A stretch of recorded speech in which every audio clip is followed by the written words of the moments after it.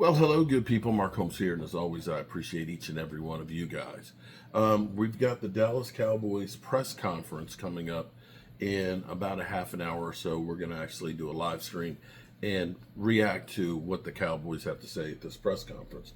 We do have some interesting news here that the Browns and Giants are fielding calls right now for the number 2 and number 3 pick per ESPN. We also have heard, and I put out this morning, about Courtland Sutton may be on the trade block because the Denver Broncos are looking to move up in the first round, and may be able to do a swap of picks and add in Courtland Sutton as opposed to other picks. So we have those things going on. The thing that's getting to be kind of crazy right now is we're hearing about the Cowboys all of a sudden, Gary Zabel, that they have an offensive lineman from North Dakota State, 6'6", 312 pounds, 9.5-inch hands, 32-inch arms.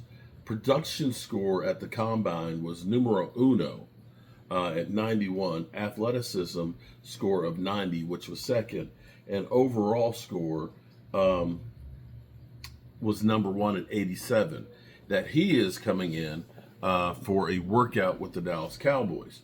I'm wondering, and I popped a video out when I heard it a couple of days ago, that Duke Merriweather, you may recall when I was talking about Duke Merriweather, who is the offensive line guru. I don't know that there's any position coach that is more respected than Duke Merriweather, who is in Dallas and works with a lot of the Cowboys offensive linemen, as well as other great offensive linemen throughout the NFL. But he kind of threw up, a few days ago when he was asked about Tyler Guyton. Can he be a good starting offensive left tackle? His response was, there's a lot of questions to be answered that have to be answered by Tyler Guyton. And when I heard that, to me, that sounded like Charles Haley talking about Taco Charlton, where it was kind of like, I'm not sure about his football IQ and his desire to be great. Now, Taco Charlton kind of poo-pooed that. But it may be that the Cowboys, because this player is now the third offensive lineman that we've heard about in the last 48 hours that the Cowboys may have interest in. And the Cowboys may be shifting what they're doing because maybe they're sitting there thinking, we just screwed the pooch. We just screwed the pooch on this draft pick. And I'm trying to think of the offensive lineman that the Giants had. Oh, man. They called him the human turnstile. That was a first-round pick. That maybe the Cowboys are looking at this and saying, we're not sure that Tyler Guyton is a dog that can hunt. And we might need to be looking elsewhere here in the draft. Or the other thing I could possibly said is, when I watch Tyler Guyton, you have to understand, he played right tackle. Now, the Cowboys are always the mad scientists. We understand that's what you know how to do, but we're going to put you on the left. So having limited starts to begin with, and him playing almost exclusively right tackle, now going to left and going to the speed of the NFL, and your first game is Myles Garrett, you have everything reversed. And sometimes you get out there and you are just so overwhelmed that some players don't come back from that. I hope that's not the case with Tyler Guyton. I hope that this is just some deception by the Cowboys because they have really other plans, but they're using this to kind of deflect on what they really want to do. But for me, you don't start bringing in players a couple of days before the draft.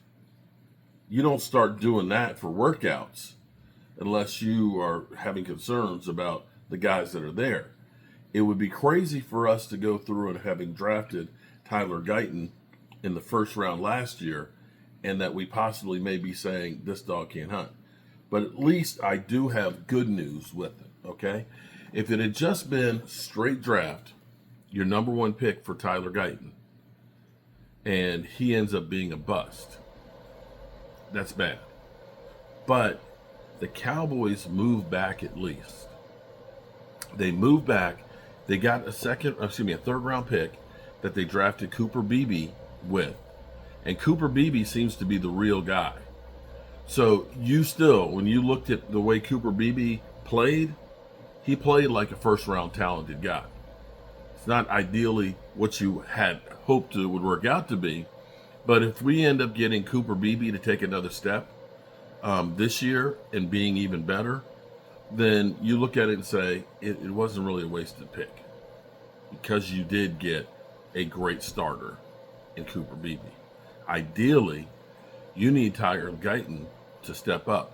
And maybe, for all we know, the Cowboys doing this is a way of sending a message to Tyler Guyton that you may have been a first-round draft pick, but we can go in another direction, and you have to step up and show us more than what you're doing. I don't know how else you would take it if you're Tyler Guyton. Now, the other scenario could be is this could be a cost saving of looking at Terrence Steele, that maybe they say we're going to draft a new left tackle, somebody who's been a left tackle and who is a stud, and we're going to move Tyler Guyton to right tackle.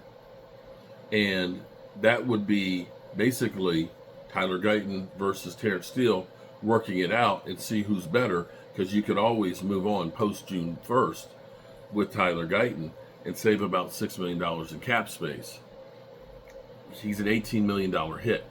Either way, the Cowboys are definitely having some reflection in what's going on in the offensive line. And clearly, they're not happy about what they have. I don't know how else you can put it, but it's about to get crazy if you are Tyler Guyton. You got to step up, buddy. You got to show them that you mean business. And these voluntary workouts that have started, you're going to need to show something. Speaking of voluntary workouts, apparently, with the contract in doubt for Brock Purdy, the 49ers started their voluntary workouts today, and Brock Purdy showed. Brock Purdy is there with the team, working out today, and so on. So that's one of those good faith, showing up, get me my cash now. Although, we've had Micah Parsons do that, and it doesn't seem to have changed anything for him. I'm just saying. Just saying. It ain't changed nothing for him. All right, good people. So we're trying to get ready to watch the Cowboys draft show. This is the draft press conference, and we'll see what we see on that one. I'm going to be starting that in about 15 minutes, and hope to see you here, and hopefully we'll get something good from that. Peace out.